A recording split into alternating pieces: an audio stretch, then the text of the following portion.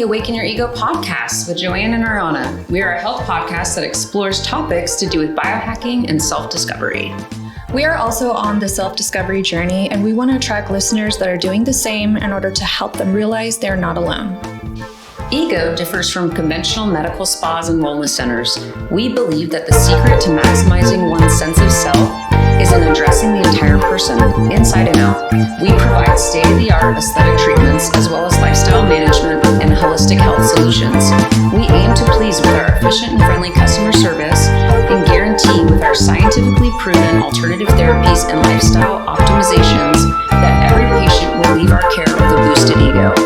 Our goal is to help our patients realize the necessity of self-care and to encourage them to prioritize their health and wellness goals.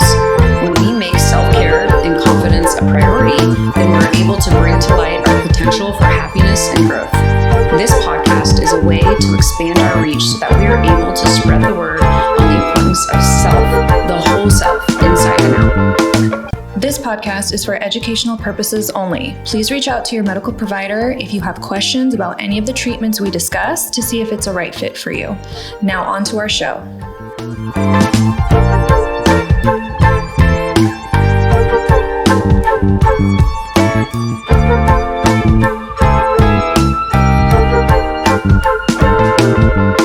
We are going to do some rapid fire questions, so try to answer these as quickly as possible. You only have 1 minute. 1 minute to see how many you can answer. All right. Okay, go. Are you a learner by watching or doing? Doing. Would you rather travel to the past or the future? Future. Do you kill bugs inside or take them outside? Both. Be honest. Cannonball into the pool or dip a toe? Cannonball. Street smart or book smart? Book smart. At what age do you want to retire? 70. Do you shower at night or the morning? Morning. Salty or sweet? Salty. Do you correct people's grammar? Absolutely. Would you rather appear on a reality TV show? No. What dish do you cook the best? Rapid fire. Chicken. Is your bed made right now? Yes.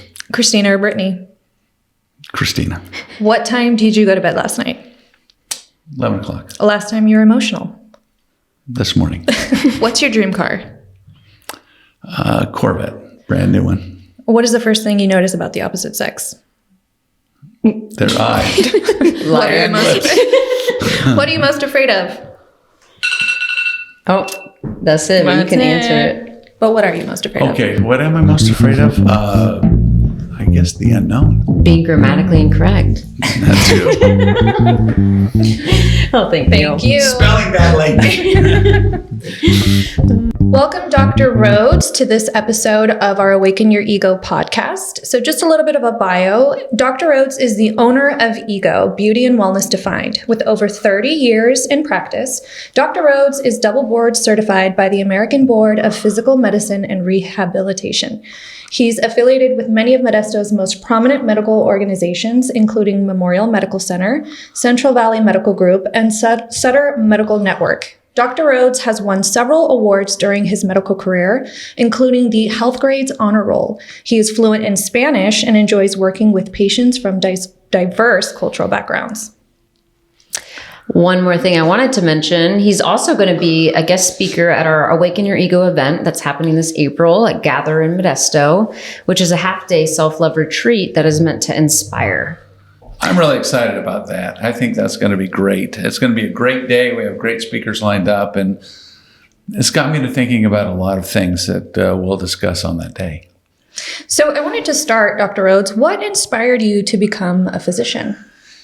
You know, it's kind of unique. I started going to college and I thought I was going to be a lawyer. And then I went on a 2-year mission for my church and came home, and I just felt like I needed to do something to really help people.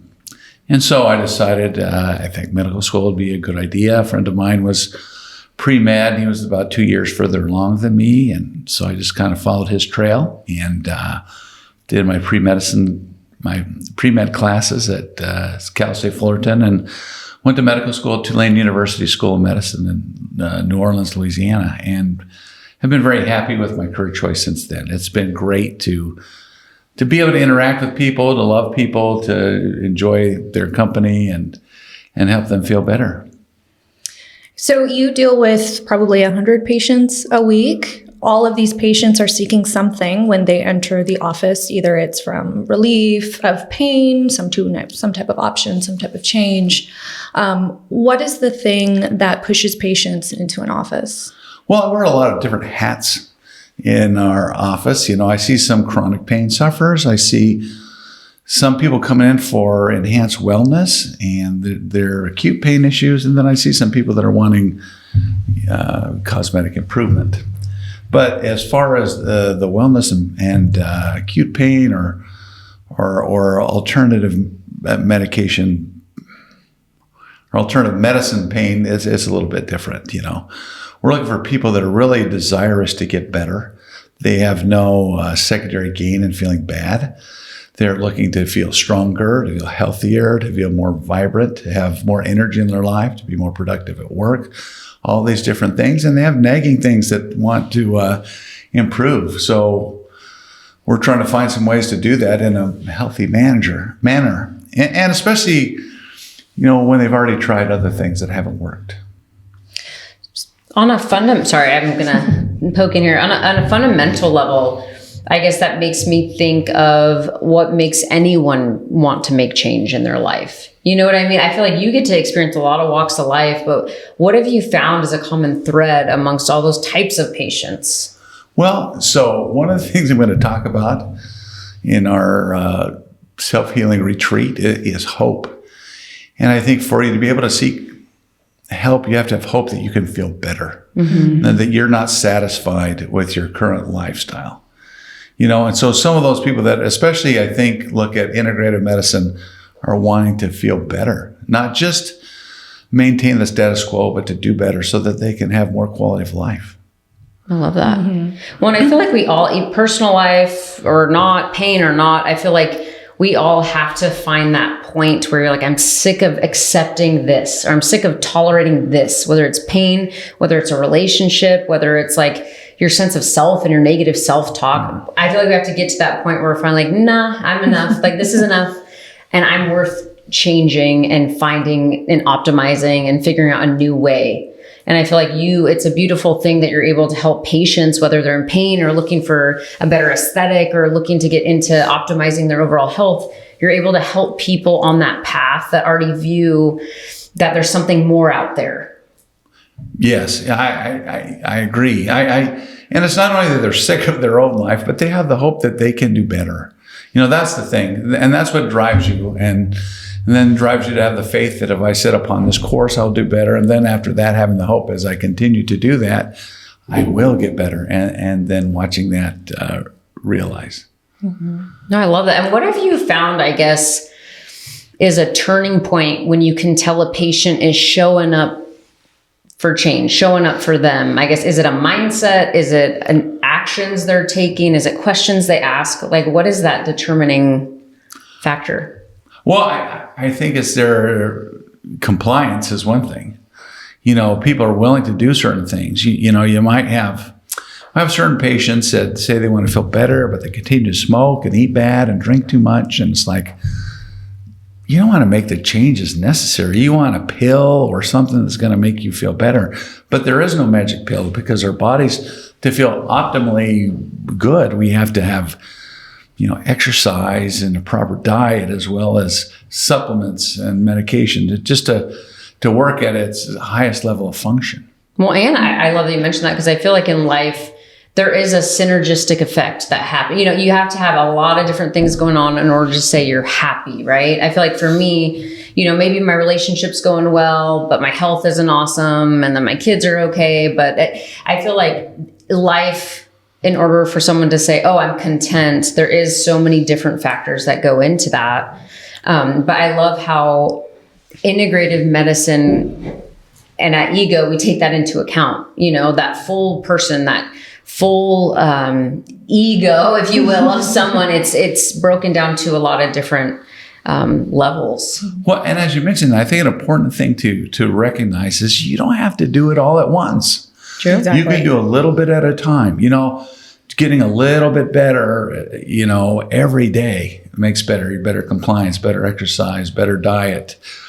There's a guy, Sir David Brailsford, who was the head of cycling in England. England had this horrible cycling history, 110 years of being lousy.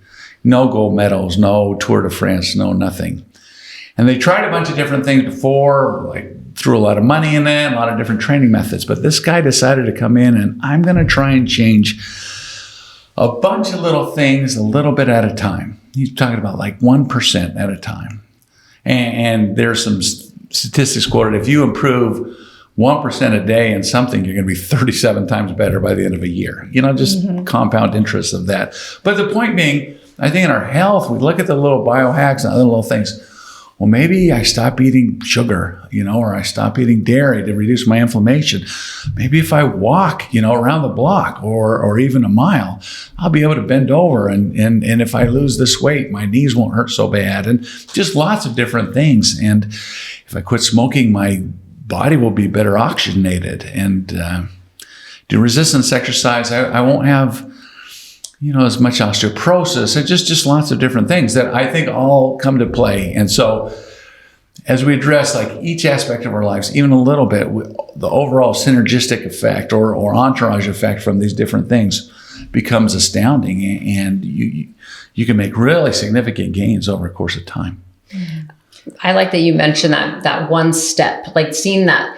I feel like whenever you make a change and you see a little bit of progress, it gives you hope, not just with yourself, but that there can be an overall change, whether it is with pain or whatnot. But I think that's a really cool concept that you're bringing up, and that start something that you can succeed. And I feel like, and then once you see you can succeed, then you can push it further, or it gives you more hope to start other things. I feel like that's really cool. No, I think it's really important. I think so many of us fix these unreachable goals, and then we don't attain them. We feel like, failure. Hopeless. Yeah. Versus setting small goals, and more importantly than the goals is setting the processes in place to achieve what we're looking to do. And it might just be, I'm going to read 10 minutes every morning of something that's uplifting. I'm going to walk around the block. I'm going to walk to the mailbox and back if you live in the country. Just little things that make a difference. And as you feel better, I think your faith in yourself grows and your ability to do better, and you just improve to a greater and greater level. Your patients love you, and your pain patients specifically, I feel like seek you out, and even our aesthetic patients. But what do you think sets you apart from some of your colleagues maybe? Yeah, I don't know. I'm sure there are lots of people that's good at me in a lot of ways, but I do know this, that I really love my patients. I get tons of hugs every day, and almost as many as I give. And what I mean by that is just, gosh, I love being with people, and especially like watch them feel better. I do get frustrated a little bit when they feel like they don't want to get better; they just want to maintain status quo, and status quo is not very good. But it hurts my soul a little bit. But I think the reality is, I love people, even the cosmetic people, and their attempts to do a little bit better. It's exciting. Mm-hmm.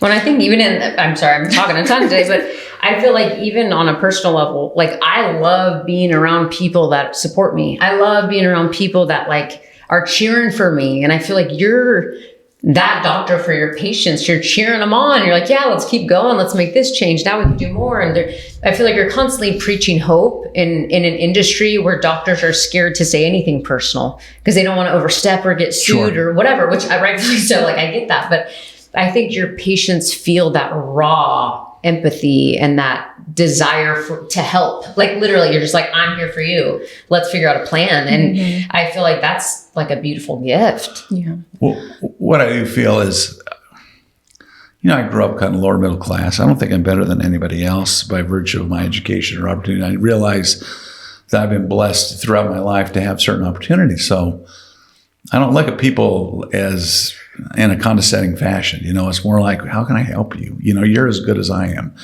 God loves you as much as he loves me. I'm no better than you. I'm not. So I just want to help people out that way. And I think that feeling, and I don't know, it creates a warmth and friendship sometimes. You don't feel that close with everybody. No, I agree. And I think that as a physician, we're not used to going into a visit and having the physician show vulnerability. Yeah. But you do it in a way that it's your strength. Every patient, and I'm speaking from experience because I've worked with Dr. Rhoades for a long time, and I can say that you are always genuine with every single person that you encounter, and your patients feel that. They feel the sincerity of your words. You're able to cry with someone, and that builds such a strong connection where you're able to feel like, hey, I legitimately feel comfortable with this person where I can talk about my health problems or things that I want to change, whether it's internally or externally. And I think that that's very rare that you have, because not a lot of physicians are able to make their patients feel like that. Well, it's rare to have a friend like that, but it's also very rare to have a doctor like that.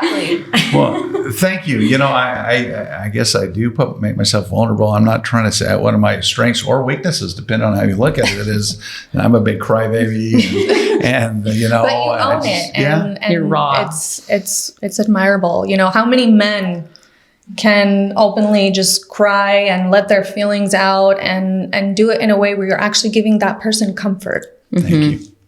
Mm-hmm. Well, and one thing I wanted to touch on too is, there's traditional medicine, but we all know we're all in this medical system where we have insurance, we see our doctors, and then there's integrative medicine where it's a little bit different. And I feel like the way I view it is traditional medicine is they're fixing the symptoms. It's emergent things like let's fix the broken arm, instead of integrative medicine where it's like, hey, let's optimize and make it so that doesn't happen. Let's make it so you don't get diabetes, not wait till you have diabetes to fix it.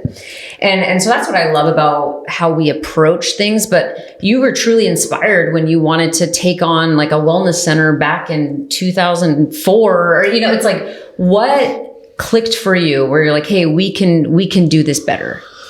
Well, I think there's just a lot of things. I think I should explain, the three types of medicine. Let's say, allopathic or Western medicine, and then there's complementary medicine, and then there's integrative medicine. Allopathic or Western medicine is just what we typically experience when we go to the doctor, using evidence-based science and techniques and medications to accomplish certain things, but with a big reliance on medication and surgery and treatments, and not so much prophylaxis against disease. It is very reactive. Kind of reminds me of this, I don't know if it's a meme or something, but it showed these guys all driving off the end of the cliff. And this one guy says, hey, we need to put a fence or something here, or at least a sign. He goes, we don't have time for that. We're too busy picking up people off the end of the cliff, when they could have stopped it by putting up the fence. Mm-hmm. Anyway, that's Western medicine. Is we got the ambulances at the bottom, picking up people at the bottom of the cliff or the river or whatever. Now, there's complementary medicine, which is using different techniques, not all of them evidence-based as far as proven, but I think many of them extremely effective and have been around for thousands and thousands of years. I mean, something like acupuncture. We know that it works, but it's not covered under certain insurances. PRP injections, we know that it works, but not covered under a lot of the auspices of traditional insurance, et cetera, et cetera. So you might call that complementary, or almost like optional. Yeah, it's a complementary medicine versus finally you have integrative medicine, which I think is a nice blend of the two. So using things that aren't traditional with things that are traditional to get an optimal outcome. I think it's just having a bigger toolbox. When you only have a hammer, everything looks like a nail. But when you got a screwdriver or something else, we can put things together in a different way. And so I think this integrative medicine allows us to do things in a unique way, make some traditional things mixed with some complementary things. Well, and then you're not stifled by what insurance is dictating. It's like your patients are on board to try things that maybe hasn't been accepted by Medicare yet. I feel like that's pretty cool. But what inspired you, I guess, to even go down that path of like exploring integrative medicine? Well, I think some years ago, I was looking at some treatment for myself, including bioidentical hormone replacement therapy, et cetera, and sought out this group Synergetics in Las Vegas, and then went to the A4M, which is American Academy of Anti-Aging Medicine, and just the huge group of things that they offer. And after I went there, and also the CAM course, which is complementary and I forget whatever medicine. Anyway, alternative, probably. It is alternative medicine. It's complementary and alternative medicine, where they showcase a lot of these different things. And I thought, well, that'd be unique, and this really makes a lot of sense, and so let's do it. But really, it hasn't been until very recently where I've spent a lot of time doing this. I've had Dr. Lisa Hunt, who worked with us for a long time, doing the brunt of that. But now it's us, It's myself. It's, our naturopath, Nina Campagna. Dr. Campagna is a very accomplished naturopathic doctor. And we have Jerry Manchetti, who's a nurse practitioner with a lot of experience in different things. So I think between the three of us, we can figure out most things. And we do get together and ask questions and rely on each other's strengths. So you guys have a network. That's like awesome. Well, and then not to forget, you also have that lifestyle coaching, dietary backing too with Sonia and Joanne. I feel like that's huge and different. I feel like a lot of maybe, I don't even want to say traditional medicine because you already said what the actual name, what is the Western allopathic medicine? Allopathic Western. I feel like that isn't usually looked at, that weight loss part of it. Well, because insurance doesn't cover it. Mm-hmm. And so that's why, we don't do it, because we can't have somebody on the allopathic part. But with what we do here, and it's not just weight loss. We send people to weight loss. Sonia runs the HCG diet. We have tremendous results. But one of the things I've been relying on a lot lately is Joanne and her whole 60 program. Whole 30. It's okay. Sorry. We can do for 60. It's twice as good. It's a whole 60. And I'm sorry. I'm not used to being in front of the microphone. Anyway, the whole 30 program and how that's shown to really reduce inflammation. It's very close to the autoimmune protocol diet, because I've been looking at that, and I've been actually eating that way now for a short time and feel real better. My inflammation is down. It's great for people with arthritis or any kind of autoimmune problem. There's one doctor that feels like she can get rid of multiple sclerosis, etc., when you really reduce the inflammatory components coming from food and lifestyle. So, a little plug for Joanne there, but I think at a very reasonable rate, she'll help you get your diet dialed in so that you are eating healthy and feeling better. What I'm sure you've seen with your patients, it's like once you start to feel better, you're way more motivated to try other things. No, like I felt myself. I think doing the ACG diet not too long ago and watched myself lose a lot of weight. It's like, wow. At first I'm hungry, and then I'm like, well, I don't feel so hungry. This is great. I'm losing weight. I mean, I think the actual cravings are reduced being on it for a while. But more importantly, I'm looking at that alternative in an exciting way. Like, yeah, I'll choose not to eat if I can lose weight and get in better shape. And I was able to lose about 60 pounds with that in a relatively short period of time. It's been very helpful. And basically keep it off. And now I'm trying to dig a little deeper, especially with the autoimmune stuff, because I want to not have any joint pain when I play tennis or do a lot of things that I do to stay active. Well, I'm glad that you brought that up, because I did want to ask you, I mean, you've obviously done a lot of the integrative medicine yourself with the HCG diet, peptides, you were doing the PRP injections. Yeah. So what do you think, out of everything that you have done or that we offer in the office that you've used yourself, what has made the most difference in your life?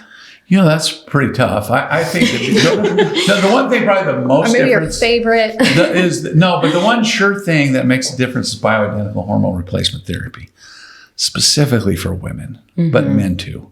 Almost all the crummy things people feel is due to low testosterone. And all of a sudden women feel more sexy, but also more motivated and more happy. And men too, they just feel so much better. So I have a good friend of mine, and hopefully he is listening, but he's done really, he's been doing it, and it's really helped his mood, it's helped his affect. The peptide has helped his function so much better. His wife just raves over how his life has changed. And it's been really wonderful to watch that. He's just a much happier man. Well, I think that's something that a lot of people forget is available, like that BHRT, the bioidentical hormone replacement therapy, and how huge it can change. It can change, like you said, your mindset, how you're living your life. Like for me, when I started BHRT, I realized my estrogen was a little bit high. And so I took this natural supplement, EstroDim, like an estrogen dimmer, and I felt less overwhelmed. I felt less stressed. My libido was higher. It blew my mind how a tiny little pill could make me feel like all of these things. And it was just a tiny tweak of my hormones. Yeah. Progesterone makes people sleep better, makes people feel happier. We give a few patients hydrocortisone when their cortisol levels are actually becoming very low. Cortisol, you want it to be right in the good range. When it gets too high, that means your body's having to work too hard to give you energy. But then your adrenal cortices get tired and it goes low. And then you throw these people a little bit of hydrocortisone and they just feel so much better. Talked to a veterinarian earlier today who injected some PRP in, but she's doing so fantastic with just a little bit of hormone replacement therapy, including hydrocortisone to reduce, those feelings of just stress and anxiety. She's a busy lady. She does surgery. But she's feeling so much better. How do you coach your patients? I was just thinking, I've been trying a lot of different modalities. Like I'm with this podcast, with the biohacking stuff going on. I'm getting super into anti-aging, regenerative medicine. It's like I've noticed, the proven modalities that I study that I want to start implementing, it takes a little period of being uncomfortable and a period of questioning until you see the effects and then I believe in it, right? So I guess how do you get your patients through that period of maybe uncomfortability, like for example, like peptides, some of them you have to inject every day. For me, that was really weird and I don't love poking myself with a needle, but once I got over that process and did it for a few months and gave it a true go, I saw like the awesome effects from it. And so I think with any new medication or modality, I'm sure there's that period of time.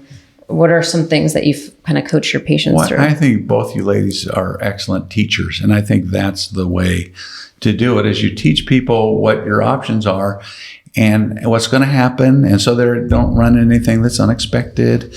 And then they start feeling better and they realize, oh my gosh, this is really working. And you got to convince them to give it enough time. It's a fair amount of time. Like if you take it once and you're not better, you can't, that's not a good test. You need to go probably a few weeks for peptides, and then you realize, oh my gosh.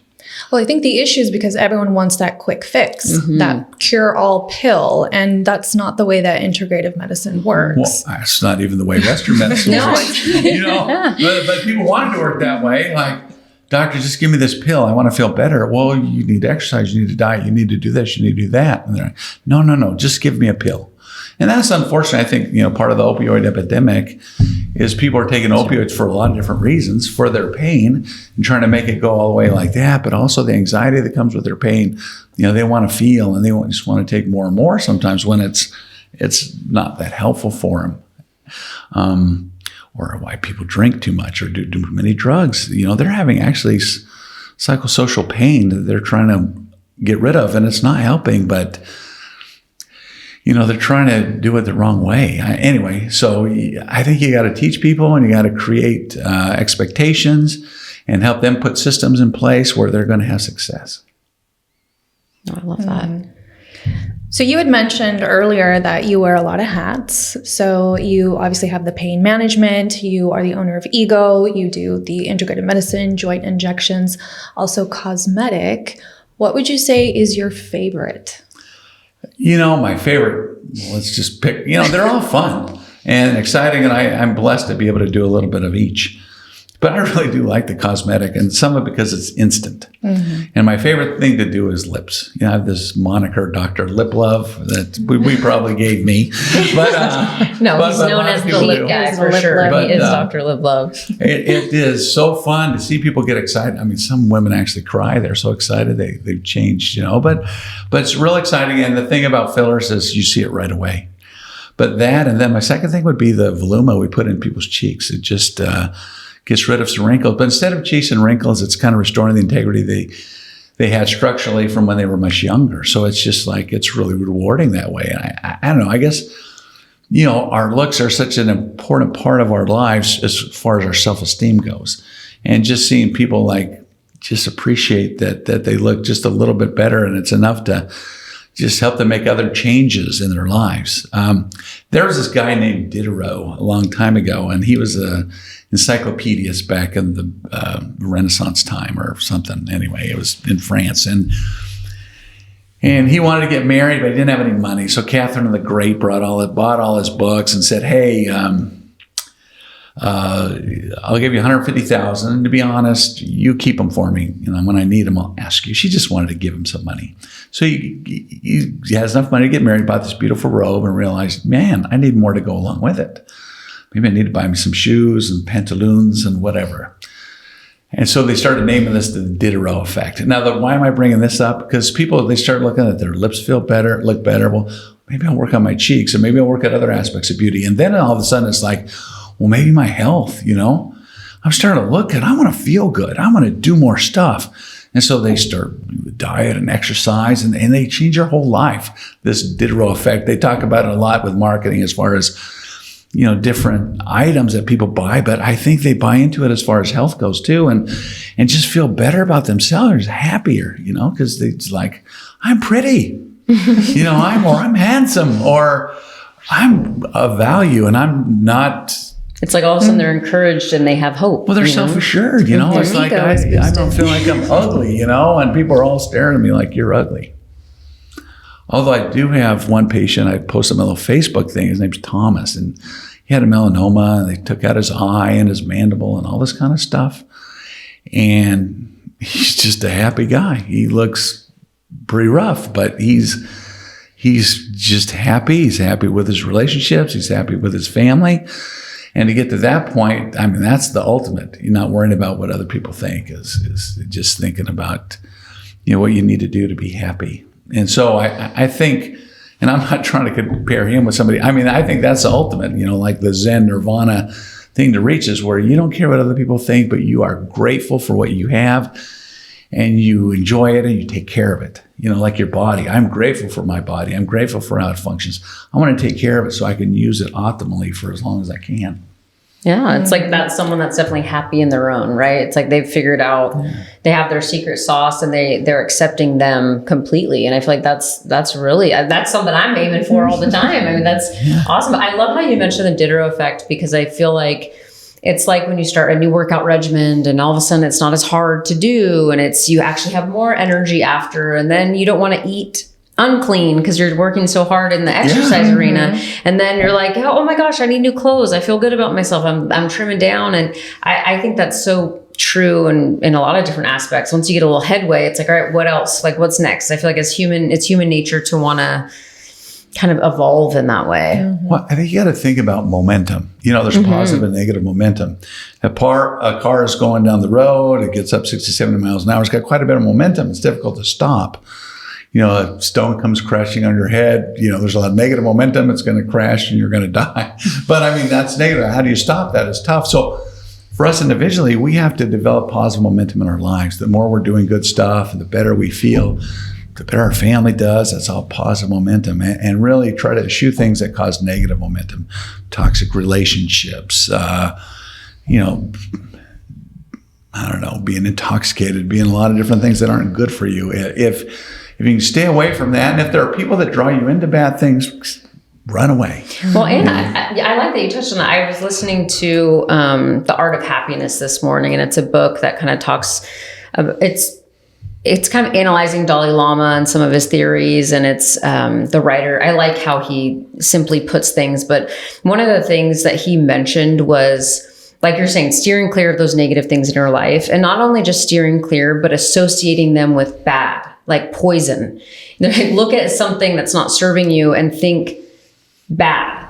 And it seems counterintuitive, but it's almost like ingraining in your mind, like, hey, I don't even know an example to give, like this person in my life that's causing me these negative feelings, that's a poison to my soul. It's like associating any negativity with poison.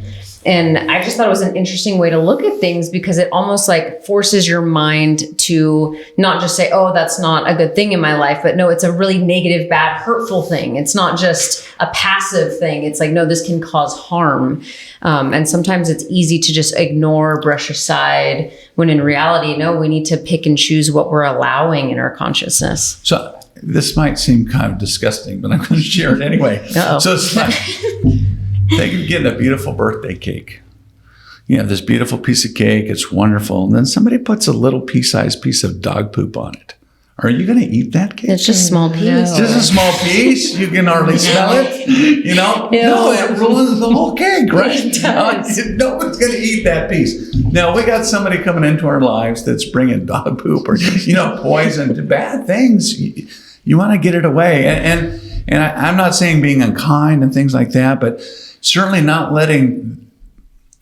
taking their toxicity personally anyway, like it's your fault. It's them. And whatever is toxic is coming from them is coming from them. And they've got issues, not you. No, I love that.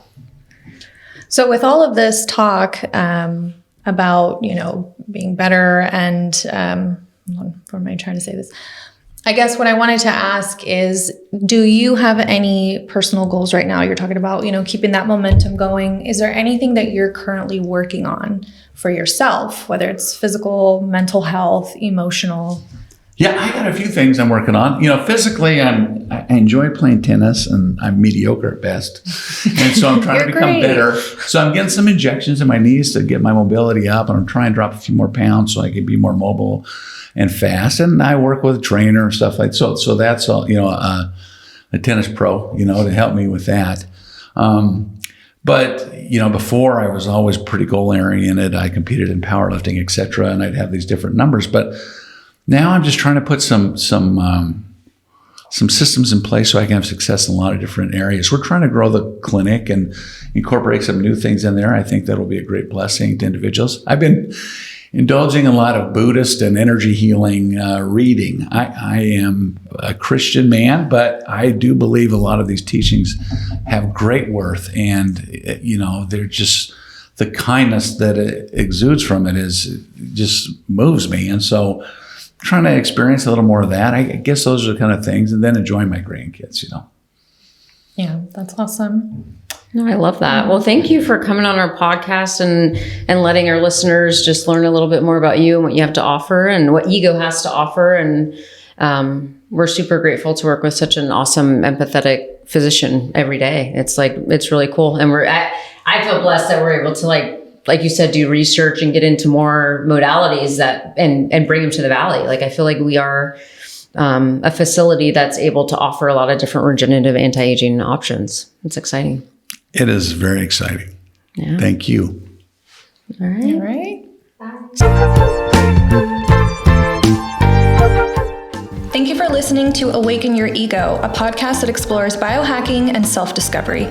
We hope you follow us on Instagram and Facebook to stay up to date on what we're working on in your area.